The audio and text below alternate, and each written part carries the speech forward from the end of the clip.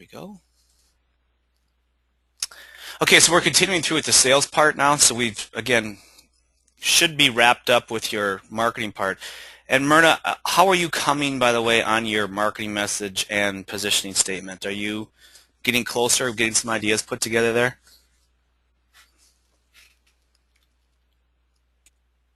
I haven't gotten anywhere on it this week. I've had about 2 contacts a day calling or emailing or wanting to come in and visit with us to talk about houses. So You poor thing. I know. So I didn't get to any of that. All right. It's on my list. I'm All sorry. right. Good. Well, let's keep it up. And I know Brian, you and Mike are finishing up yours as well. Okay. Well, we're actually onto the sales aspect now, the sales part. So let's take a look at what we're going to be talking today. Is getting more leads to sit down and meet with you. So that first part of the sales part, it's great when they're calling in and talking to you, but you're going to have a certain percentage of people that are not going to do that. So they're going to be a little bit farther out, or they're going to be a little more defensive. And so what we have to do is come up with ideas to get them to come in and sit down and talk with us. The interesting thing is that the process, the online process and the on-site process, like from an open house or a home show, are very similar. So what we will do is we will walk through the following items here. First of all, we're going to look at the marketing and sales funnel, and you'll download that for reference. We're going to look at just some of the language that you use, what to say and what not to say. You can download that for reference. Then we'll get into the main greeting. Once we get it, we're moving now from the lead to prospect now to the prospect to buyer. So the prospect to buyer, you maybe have heard of the critical path of sales. First and foremost, you start with a greeting. Then you get into a needs analysis, or completing your needs analysis if you've already talked to them on the phone. Next is where you're presenting your offering. And that's usually 5 minutes. And that could be if you have a community you're selling, a neighborhood, or your builder store. So some of the things we just talked about, Brian. Your positioning statement, your marketing message. Number 4 then is you're going to go in and you start a demonstration. So whether it's demonstrating from a floor plan, from a tablet, or perhaps from a model home. Number 5 then would be selecting one. So they got to select you as their builder. They're selecting a home site, perhaps. They're selecting the design. 6 then is dealing with objections. So they're going to start, a true buyer is going to give you some objections. The price is too high. We want to talk to other builders first. I want to wait for whatever to happen. Typical objections. 7 then is you got to help them logically justify the sale of finance. So whether that's if they're paying cash, they have to look at it and say, well, you know what? You proposed this particular home to me on this particular package. I have to believe in my mind that the value that I have determined is equal to or greater than the amount of money you're asking me for. So if you say, well, it's $500,000 for this particular package, I got to believe it's worth $500,000 or more in order to pull the trigger on it. So logically justifying with finance, and we can do that through if someone's taking on a loan, or we can do that just from a return on lifestyle investment. Okay, then we have to close, do the final closing, which should be number 7, I think we're on. Number 8 then is to follow up. So if they didn't buy right away, we have to follow up, and we have to keep the process moving forward. Number 9 is then we follow through, and then 10 is going to be getting referrals. So that's called the critical path of sales, is what we're walking through right now. So let's start with just a simple greeting. Hey, how you doing? Shake hands. Beautiful day out, isn't it? How much time do you have to look with us? Great. In that amount of time, we'll get the information that you're looking for. But let's start your tour right over here. I'll give you a quick overview of this, this, and this. And then we get into the visitor's card, again, which is more of the needs analysis. The lead tracking sheet, we'll talk about if you have a phone, if you're doing most of your lead intakes via phone, which, Brian, you guys probably are, right, because you have no model home? Yep. And Myrna, it sounds like you are as well, because you don't have a consistent model home. So you typically start the conversation either via email or phone, right? Correct. Okay, so this is going to be important for you guys, this one right here. Then we'll get in, and then we have just the basic needs analysis questions. There's 7 areas we're going to go through. So let's jump into it. I've already got the page pulled up right over here.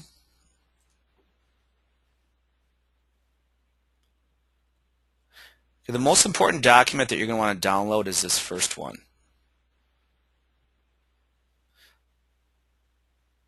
So the new home marketing and sales funnel. So we'll open this up and we'll review this.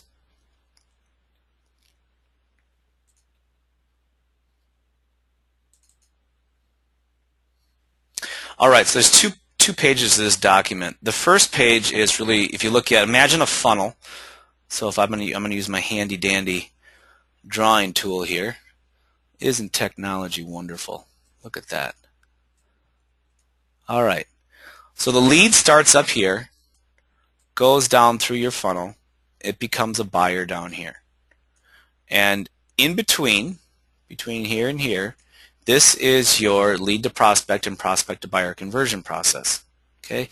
So what we're looking at right now is the very top of the funnel, right up here. How do people come into the funnel?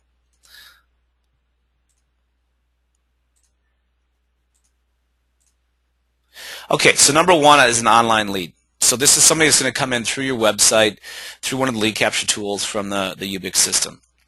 What will happen is that they're going to go into an automated nurturing program. You're going to be notified that the new lead is in the system.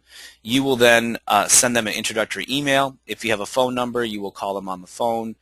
You will suggest perhaps to visit a model home, perhaps suggest an appointment, or to attend an open house. But the primary follow-up is going to be email, because most of the time with an online lead, all you have is a first name, last name, and email. Okay, number two will be we have a phone lead. So whether it's a phone call calling in, or somebody has filled out a contact form on the website and put their phone number on there. That would be a talk to program or your contact page, where you have more information than just the first name, last name, and email. So now what my goal is, of course, is to get them on the phone. I'm going to go through my 7 areas of qualification, and that's what we'll show you today again, and that's that phone lead intake sheet. My call to action is I need to determine, number one, are they a viable prospect? If they are, I am going to schedule an initial consultation. If I cannot get them to commit to an initial consultation, I will send them whatever information perhaps has been requested, or at least some of it, not all of it, and then I will schedule a time to follow up with them at a future date. So I have my ABC action plan, and that's going to get into more of the follow-up action plan. I can email information. I might put them into my blog broadcast or my Myrna. I know you guys did a monthly newsletter sort of thing. I might send them a handwritten email or email a thank you note. Then I'm going to my model home walk-in. None of you guys have model homes right now, so I'm not, well, Myrna, you do, I guess, sometime. But the model home walk-in's more or less the same thing. I'm going to get into my presentation, my needs analysis. So what does my presentation consist of? And Brian, you will be doing this as well, just a little bit different format. You might be doing it at your office or perhaps at a coffee shop or what have you. But a presentation, the content would include your builder story. This is your positioning statement we've already been through. Who we are, what we've done, why you should use us, your unique selling proposition. If you are selling in a specific community, and you all are, and you have somebody new, like a transferee moving into that community, you got to find out how much they know about the community. And if they don't know much, you need to give them an overview, especially if they're considering other communities. And then finally, if you are selling in a specific neighborhood. So Brian, this does not apply to you, but Myrna, it does for you. So why would somebody want to live in your neighborhood? What's so great about the home sites, the location, the amenities within your neighborhood? And then we're going to get into the needs analysis, which goes back to the 7 areas of qualification. Now my call to action here is, if I have a viable prospect, an A or a B, I want to set up an initial consultation. If I can't get them to commit to that, I schedule a follow-up time. If I can't get them to commit to that, I will ask for permission to follow up at a later date. And most likely I would put them back into my nurturing program as a C, because that follow-up is automated then. Then I send them a thank you note. I might get them finance information. If I get an appointment, I'll do a send ahead, which is something we'll be discussing here next week, or email them requested information. And then last but not least is a realtor showing. So realtor showing is more or less, as you can see, follows the same format here. Now, for those of you that have ever attended a realtor showing, Brian, maybe you haven't because you don't have inventory, but Myrna, you would. A realtor comes in to show one of your inventory homes. You should be out there at the showing, or your salesperson should be there at the showing. Same sort of format. How much do they know about your community? How much do they know about you as a builder? What do they know about your neighborhood? What are the needs of that client? And the tough thing with realtor showings is a lot of times they've scheduled 30 showings and you're like in the middle of it, so they're whizzing through and going really fast. So the key thing is to get the needs analysis completed. Most likely that realtor showing is maybe not going to be interested in the specific inventory home that you have. But what your job is to find out, is there an opportunity to convert them to a build if they don't find something that they will buy. So again, what's my call to action? Well, I said in it. Myrna, do you have a question? I do have a question. That's kind of unusual in our area. I guess I'm trying to imagine talking with realtors and planning to be there. I'm just trying to imagine how they'll respond to that. Most realtors are going to be defensive of it, right? Mm-hmm. Yeah, and they say, "Oh, I don't want you there. I just want to be there with my buyer." And the standard response is, "Mr. Realtor, Mrs. Realtor, I completely understand how you feel. I don't want to be here either. However, my builder requires me to be." What if I'm the builder? Well, then you could blame it on Ron. Blame it on Ron. Right. Yeah. And then you Okay. say, "You know what? I'm not going to get in your way. I will simply be a resource for you as it relates to the home and the neighborhood." Right? Because Okay. you're an expert on the community. I'm an expert on the neighborhood and the home. And I'll simply be a resource for you. Okay. That's more or less how you do it. Okay. Thanks. Yep. And lots of clients have converted people into builds, that have, because they've been there at the showing. So, and of course, you are in a small community, Myrna, so you probably know a lot of the realtors anyway, so it's not that big of a deal. Whereas it's a little bit harder if you're always dealing with somebody new. So the follow-up note, initial consultation for a new build, or if it's an inventory home and they're after that, I'm going to go right for the purchase agreement. Myrna, the thing you have to be careful about is, because you are the builder, you have to be very careful that the realtor doesn't start asking you negotiation questions right then and there. Okay. While you're there. "Oh, well, Myrna, will you take this for that? Will you do this? Will you do that?" I mean, you have to just soak it all in and say, "Well, we'll consider everything. I can't make any, decisions right now because ultimately it's, Ron. Blame it on him again. It's Ron, the one that has to make the final decision on this. So we'll take it back and we'll look at it." Okay. Follow-up notes, thank you notes, finance information, send ahead, email request information. Same as the model home walk-in. Okay, so this is really the 4 different ways people are coming into your funnel. And even if it's a referral lead from a past client, that referral lead is either going to walk into your office, call you on the phone, or email you. So you sort of handle them the same way, but we will get into more specifics about how you deal with a referral lead versus, say, a walk-in lead. Okay, any questions on this page before I go to page 2? Nope, looks good. All right, so let's look at the main funnel. So there's 4 main milestones in my prospect to buyer conversion process. The first one is the setting an appointment. Okay, setting an appointment. And prior to an appointment, I'm going to send all my people a send ahead. What's going to be on here? Well, it's going to be an introduction letter, an overview of what's going to happen. It'll be tips and questions they should be asking any builders they interview. Your preferred lender information should be on there. You want to have screenshots with links to your client testimonials. Or, Mike, what we were talking about this morning, Brian, is just put your regular testimonial on there with the picture. Gotcha. Is this the white pages that we were working on? Nope. This is going to be it's a specific send ahead, and I will show you what that looks like. I think next week we get into it. It's going to be a personalized document with your letterhead, your contact information on it, that will be sent to your prospect before you meet with them. And this is where we're going to introduce your pricing strategy. It starts with the send ahead and the needs, wants, and wish list. So we'll get into that here shortly. But what it is, basic. It's a 4-page document. It's a PDF. It's going to be loaded into your link library for Ubix. You guys are just going to grab that link, email it to them, let them download it, and review that and fill out their needs, wants, and wishes before you meet with them. So now, from here, my call to action is I am just going to call and or email them 24 hours, 48 hours prior to the consultation to confirm the time. It's simple, Myrna, if they're coming to your office and there's a no-show, no-call, but if you have to actually go to a remote location like a model home or a coffee shop or whatever, you don't want to waste your time, and you make sure you confirm the meeting. Okay, so moving to step 2, the initial consultations. This is the first time you're sitting down with somebody face-to-face. So Myrna, like you were talking about, you've got 1 to 2 leads a week calling in. So right now, your primary concern should be that you are filtering through those leads on the phone and not meeting with people that are not going to qualify or are going to waste your time. So that should be your primary concern. And Brian, same thing for you. So the initial consultation, the first thing I want to go through is, are we a good fit? And this is a formula I want you guys to write down right now. I'm not sure if I've been through this before, but this is the formula you're going to follow for your initial consultation. It's a 4-step formula. It's a marketing formula. It works for sales. Everything that we do follows these 4 steps.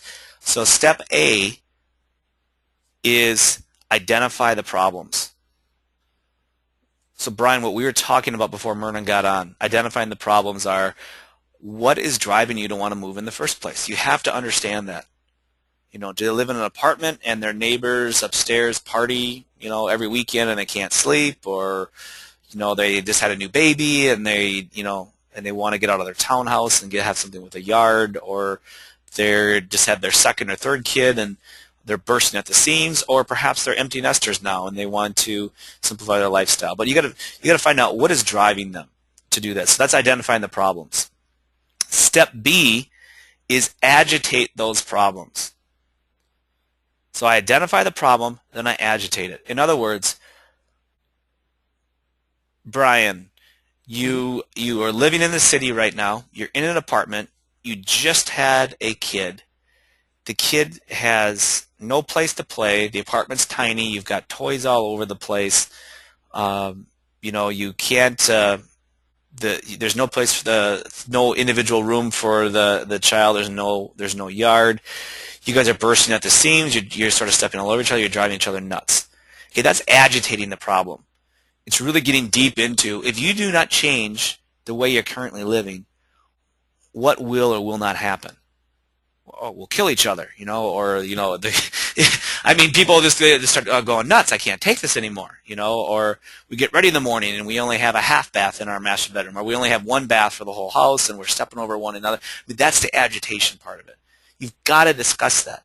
If you do not change what you're currently doing, what will happen? And sometimes people will talk to you and they'll say, oh, every time that it rains outside, we're cooped up in this apartment. Or winter comes along and we can't get outside and we're cooped up in this apartment. Summertime it's fine because we can go outside, but otherwise we're cooped up in this apartment. So that's part of the agitation, is that cabin fever, being cooped up in the apartment. Now, step C is your solution introduction. Now, what is your solution? Your solution is simply the home site that you maybe have access to. The solution is the design that they're looking at. They like one of your floor plans. The solution is your design process. The solution is the products that you put into your homes. It's all the stuff that you guys do for building your homes. Now, you can see the mistake here. I said the solution introduction is step 3. I bet you right now, if you go back and look at how you're doing things, you start on step 3. You're skipping step 1 and step 2. So if you want to increase your conversions, if you want to deal with a higher quality prospect, you have to take time to identify the problems and agitate those problems. Why do we do this? The reason we do this is because if they feel that you get them better than anyone else they're talking to, they're going to go with you. If they feel like Myrna completely understands my situation, she completely gets me, I have complete faith and trust in her, I'm going to buy from Myrna. That's how it works. Because a solution is simply a commodity in their eyes. If they think that you are the same as the other 2 builders they're talking to, or perhaps they're looking at used homes, and the used homes are cheaper, than what you guys are looking at. The solution is simply not going to, there's not enough there to penetrate. You need to understand the problems and agitate those in order to really penetrate through their defenses. Does that make sense? Mhm. Okay, now step 4. Myrna, you good with us? Yeah, it's great. I was just going to say yes, it makes sense. Okay, good. All right, so that was the first 3 steps. Step 4 is your call to action. So your CTA here. So you have to have a very clear path for them to walk through. In other words, when you get through the initial consultation, what's the next step? When you get through the home site review meeting, what's the next step? When you get into the selection consultation or the plan deposit, what's the next step? The biggest fear of, the top fear, I should say, of all new home buyers is the fear of the unknown. Fear of the unknown.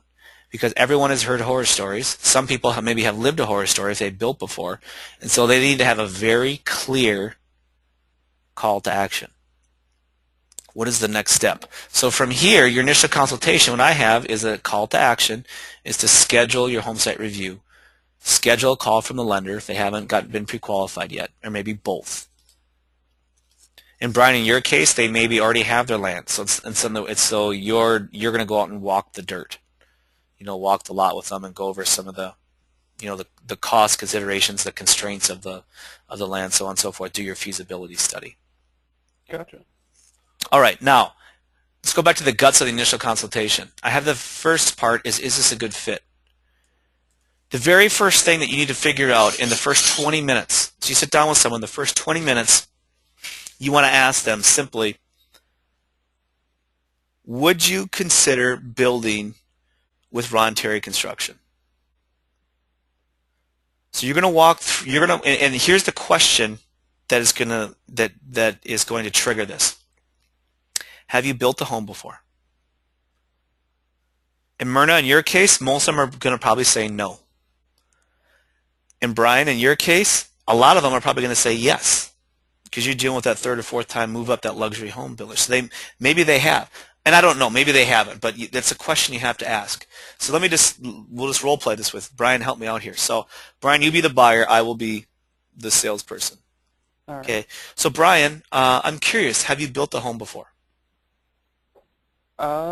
Yes, I'm living in my first home that we built together.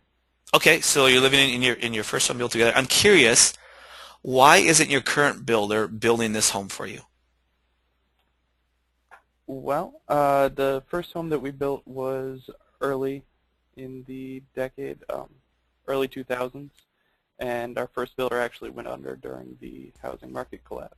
Okay, so he's no longer around. I understand. What criteria did you use to pick that builder?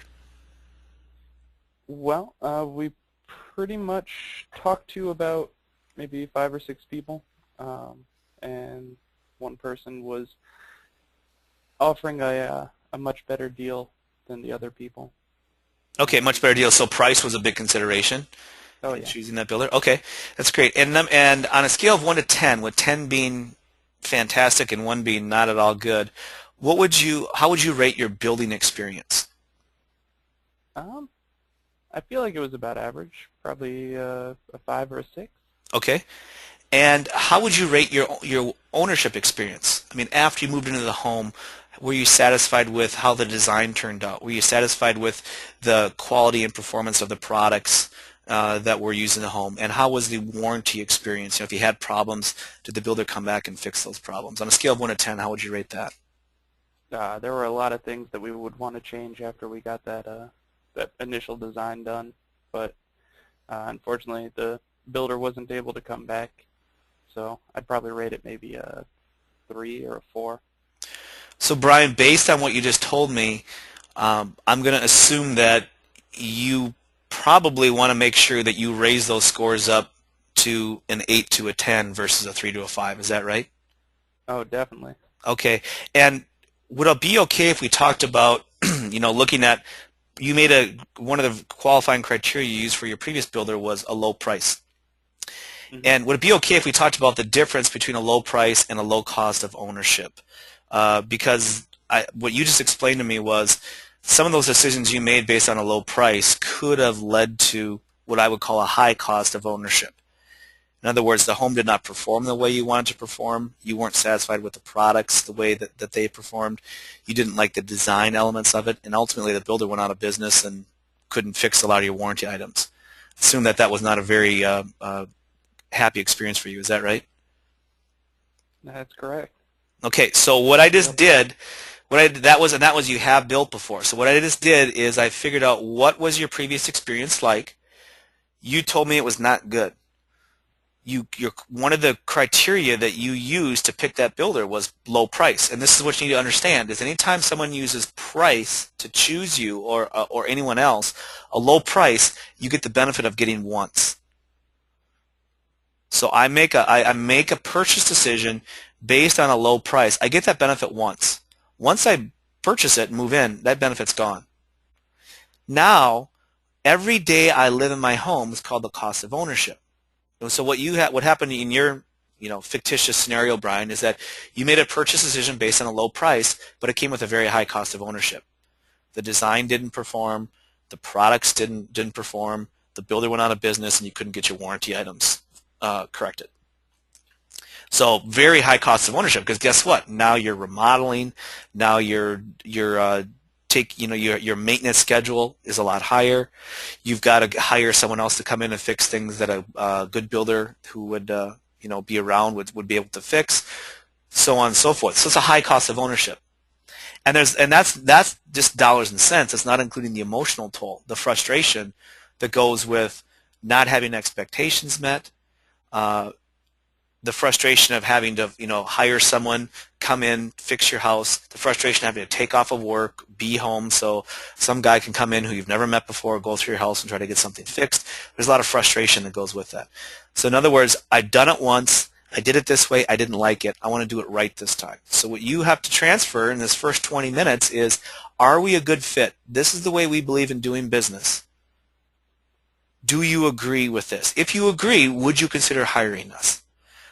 Before we ever jump into designs or pricing or home sites, we got to at least agree on that. We got to agree on that. Okay, now let's do another scenario. Let's say you have not built before. Okay, so I'll be a salesperson again. You be the buyer. So Brian, I'm curious. Have you built a home before? No, we've been renting for the past 10 years. Oh, okay. And since we would be the first builder that you'd be partnering with, tell me what's important to you, or what are the things you've heard you should look for in a builder? Well, I've been talking with some of my friends who have builders, or who have houses built for them. They've mentioned a couple issues with builders where things will just sort of be added to the total price without them knowing until the end, and I've noticed that a couple of them have issues with scheduling where it'll take months or maybe even longer to actually get the home built. Okay, so or I should say surprise added prices. It sounds like one of the concerns that you want to make sure are addressed with any builder you choose from, and also making sure it's done when it's supposed to be done. Mm-hmm. Does that sound right? And Brian, are you also considering used homes, or are you only looking at building a brand new home? We've looked at a couple already built homes in the area, but we haven't seen anything that's caught our eye.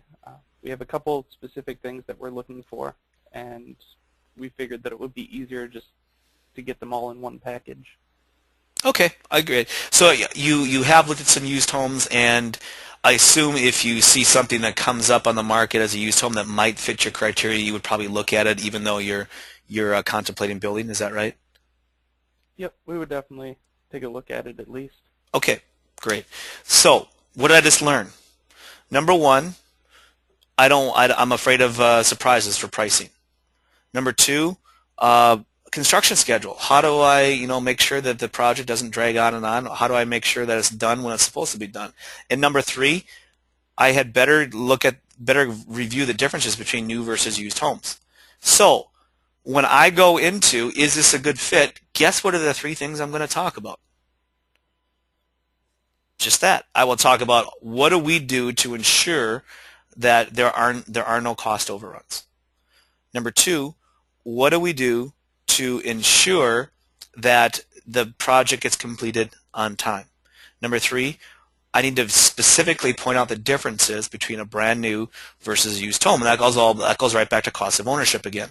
A used home comes with a low price but with a high cost of ownership. Why? Because you got deferred maintenance, you've got remodeling, you have higher energy costs. It may be in an older neighborhood without the amenities that you're looking for, and it's in a newer neighborhood, so on and so forth. So there's a lot of, again, high cost of ownership that comes with a used home. So that's how I'm going to focus the next 15 or 20 minutes dealing with those items. See how that works? So the trigger question here, is it a good fit, is have you built a home before? And either way, I'm going to find out what your previous experience was like, and I will talk about what do we do to make sure the previous experiences doesn't happen again, or what if the previous experience would have been great?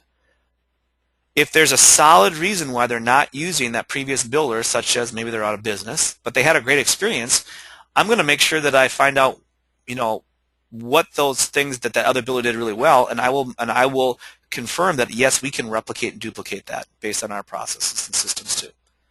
And again, if they haven't built before, okay, tell me what's the criteria that you are looking for when. And now notice the word I used, partner.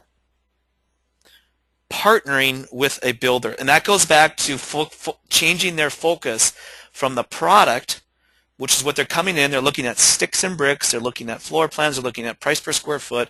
They're looking at how much is granite. So they're focusing on the product. I'm switching the focus from the product to your process. Since we would be the first builder you'd be partnering with, tell me what are the most important criteria in that relationship. And then they'll go back and tell me, well, my neighbor did this, or I heard about this, or I read an article about this. Okay, guys? So that I know is what most builders do not take into consideration, and I'm saying right now that's very, very important. You need to do that. So that's the initial consultation. If you are a good fit, we will review the goals of the new home, and that's part of the needs, wants, and wish list. And then if everything looks good, we're going to move to do the educational walkthrough if you're in a model home, or we'll do preliminary specifications, preliminary notes for pricing, discuss home sites, and here's our call to action, which we already discussed. Then what's a leave behind? Okay, a leave behind is a folder that you are going to put all your client references in there. If they need to reserve a home site, you will leave the reservation form in there. If you do a selection consultation, you will leave the selection consultation form in there.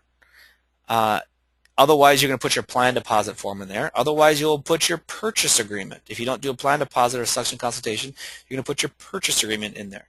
Why? Because these are big, scary forms, and I want them to get a chance to review them and look at them and ask me questions before we get to them. Now, you should also have your steps to building. Okay, what we just discussed. What are the 5 steps to moving from the first meeting through the pricing process, the design selection process, the construction process, and where do we get to the point where we move in? Do they have a home to sell? If they do, do you sell backup homes, or you need to refer them to your realtor team that could help them with their backup home? And then, of course, I'm also always sending them the handwritten thank you note, emailing the meeting confirmation. Then we move on to home site review. So I review with the property corners. I do preliminary staking of where the house would sit, figure out where that home envelope is. I'm going to ask them to get the home site reservation. Perhaps if they don't own it yet, we'll have to work. You may have to help them get a purchase agreement put together with the owner and or developer. And if you want to use a selection consultation, you'll have them authorize a selection consultation form. Otherwise, you're probably going to go through preliminary pricing and get them into a plan deposit or purchase agreement. So those are the 4 main steps as part of that prospect to buyer conversion process. Any questions on this particular form? Because this is the most important document that you will be working on here for the next 3 weeks. So make sure you print this out and you have this for reference. No questions at the moment.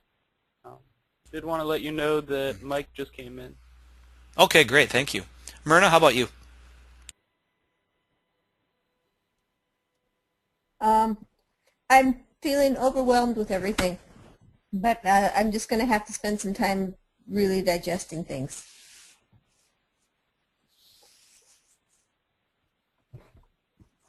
Are you there?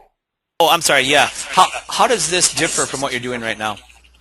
You know, it's very similar. I think there's just some parts of it um, really focusing on what the buyer, what their current situation is. I think that's a really helpful piece of it. And just thinking about giving them more information to take with them. I'm just kind of overwhelmed thinking of all these different things I need to do right now. Yes, that's your personality. I understand. Yeah. You know, and start with one thing at a time. So we'll go to the top, and what we're going to start with is the send ahead. And I actually have this done for you. So it's already in templated form, and you can have it ready to go in about 15 minutes. Mm-hmm. But okay, well, we'll come back and we will review this. Hey, Rick. Yeah, hi, Do you have Mike. do you have, you know, a lot of times we have clients come in with realtors, and the realtors are kind of preventing us from direct communication with the client. You got any input on how we would get that, their emails, et cetera? Sure, absolutely. Myrna, can you mute yourself again? We're getting some feedback still. Oh, sure. Okay, so with the realtors, the main thing that they don't want to give you the client information on is that they are concerned about you stealing their client from them and them getting cut out. So they're going to be defensive with that. So that's just human nature. That makes sense. You know, they worked hard to get that client, and so they're going to be protective of them. The main thing that you need to have would be and I'm sure you probably already have one, is like a cooperating realtor registration form, which spells out basically protects their commission on if their client builds with you, and it spells out how they get paid, what they get paid on, how much they get paid, what the term of their that contractual relationship is. And so, do you have something like that right now, Mike, that you use? No, we basically just send them an email. It includes, you know, most of those things. And these are generally people that have known me or my company for years. So Okay. we still, you know, and I don't know if maybe they don't want to give the same information to Well, the other builders. part of the form would include them if they want to. When they sign on the bottom line for that form, it says you get paid X% on this part of the project. You get and here's when you get paid, and so on and so forth. Part of that form includes them listing out their contact information of their buyer. So it's more or less saying, hey, I'm protecting you, but then you know, you're giving me permission to follow up with your buyer, you know, directly. And what I always try to do is, especially on the emails, I will copy the realtor on the email. If you do not have a form like that, I would suggest you talk to two different potential places. One would be your local builders association to see if they have a form printed like that. In many markets, a lot of times the builders association will get together with the realtors association, and they will come up with a joint form they both agree on. So check with either the builders association or check with the local realtors association and see if they have a form for you. Myrna, do you have a form like this I'm discussing? We have a similar form, but it's not anything that we sign. It's more of this is how we usually work with realtors. So I think we could change it a little bit to make it more specific for each situation. You could check with your state HBA as well. Mm-hmm. Your state may have done something with the state realtors association. You know, they have the same hierarchy, and see if they have something that covers the state of Montana or the state of you're in Virginia, right, Mike? Yes. Yeah, so the state of Virginia. So you might find something like that if your locals don't have it. I like having a form with us signing it and them signing it, because you're right. I think we'll get more information from the realtor than we normally do. Yeah, they actually have to, as part of that form, they have to list out all the contact information from their buyer. And actually, the form that we used, it gave you explicit rights to contact their buyer directly, and they have nothing to worry about because they have a document now that's signed by both of you that says they're going to get paid. And so it takes the main fear away from that realtor, is that, oh, okay, well, now you can't steal my guy because you've already agreed to pay me the 3%, and I can take, you know, if you don't pay me, I can take you right into arbitration and get my money. So I'll see if I still have something like that internally that I can send you. Otherwise, check with your local. It's best if it comes from your state because obviously all the the little real estate nuances and things are already covered in your state. All right, well, let's go back here to okay, so we've gone through the marketing and sales funnel. I'm going to go and finish up today with the creating overview new home script for, or I should say that's the lead tracking sheet, which is next. So I'm going to go back to where we were in our website, and oh, here we are. And right here, where we have the needs analysis, overview, and sample questions, we have the new home visitor card. This is for on-site, so this would be at a model home if you're greeting people at a model home. But the other one that you'll want to download is this one, the new home phone lead tracking sheet. So anytime, like Myrna, you mentioned, we got 1 to 2 people a day calling and wanting to come in and meet with you, potentially, or calling with questions or whatever it is. So your main consideration right now is filtering through who is a real viable prospect and who is not, because there's not enough hours in the day. You can't afford wasting time and energy on people that are not a viable prospect or perhaps using you just to confirm, to buy a used house or even go with one of your competitors. So this is a little script. First part here is just more or less saying, hey, how much time do you have? You need about 10 minutes to get through this script. And then here's the sheet. Now, there's 2 ways to do this.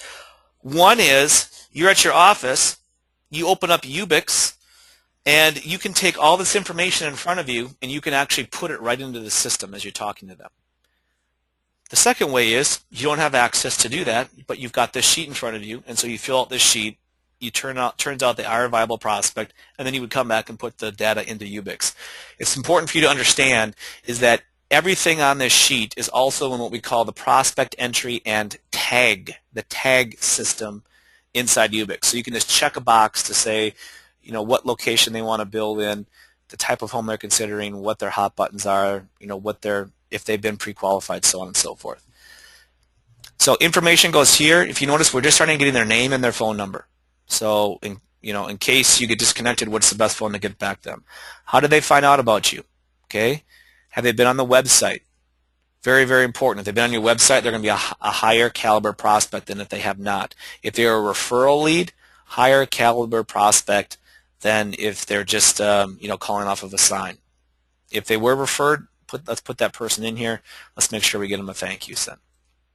Okay, so we go to this type of home they're considering, the location they're considering. Do they already own a home site? What are the amenities that they're looking for? What's their primary reason for moving? Have they built the home before? Remember, we talked about that already.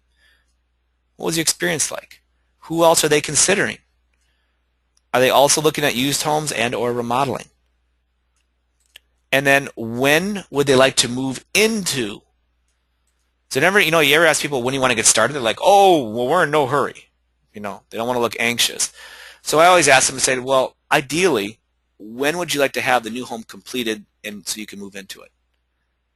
Oh, about a year from now. Well, if your permit time is 2 months and your design time is 3 months and your construction time is 6 months, guess what? You need to get going so you can create some urgency. So when they want to move into it. Okay? Are they going to be paying cash or financing? Have they thought about their investment amount? If they're financing, have they been pre-qualified with the lender? What's the lender's name? If they're considering different types of plans, so let's say they want a 2-story, or they want a ranch or a rambler, or perhaps a multi-level, or you could have, some people build story and a halves or split entries. You can put whatever anything on here. Is give them a range about what that typically runs. And you could use either your past experience or MLS data. Where Ramblers runs between 240 to 330, typically plus the land. Does that fit into your investment range? 2 stories are typically this much, multi-levels this much. This is going to be a big spread. So this is the low to high breadth of offering for these different types of plans. Okay, do they currently own or rent? Will they be selling their current home before they begin building? Is it currently listed for sale, and do you need a CMA? How many people will be enjoying it? Decision makers. If there's kids, how old are they and how many? Are they working with a realtor? what's the realtor's contact information, and then how long have they been researching. Obviously, somebody just starting is going to be probably more a C. They're going to go into your nurturing program. If they've been at it for more than 6 months, they are potentially a B, if not an A. And if they've come out of your nurturing program and they've been looking for more than 6 months, that's a very, very high quality prospect. That's a sales ready prospect. You've already established value. Trust has been created. All you got to do now is close the deal. And then I go back to get their current information, find out who the primary contact person is if there's more than one, what the primary communication methods should be, and if there's a preferred time they like to be contacted. And then I determine, are they viable, yes or no? If they're viable, I'm going to go ahead and I'm going to schedule my initial consultation. I'll get my send ahead email. If there's any special articles or links, I'll send those out, confirm the meeting, and put them in the CRM. So that is basically it. You guys need to download that. Let's go back here to what we have here. So make sure you download the sales funnel. Download this new home visitors card, the lead intake sheet, and everything else that's on the list here, really for reference. Any final questions?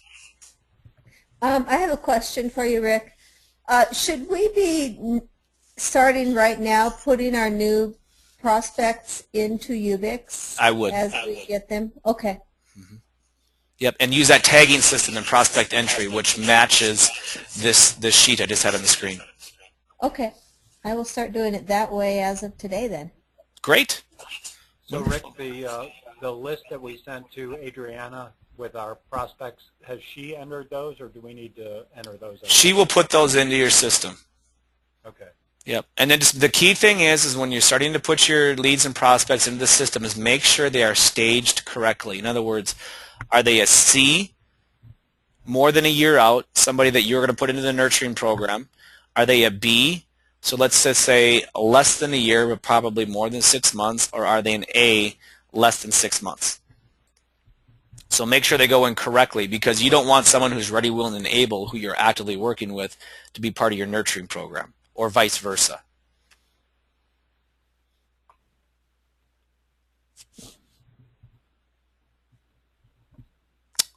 Okay, guys, I need to run. I got another meeting I have to jump into.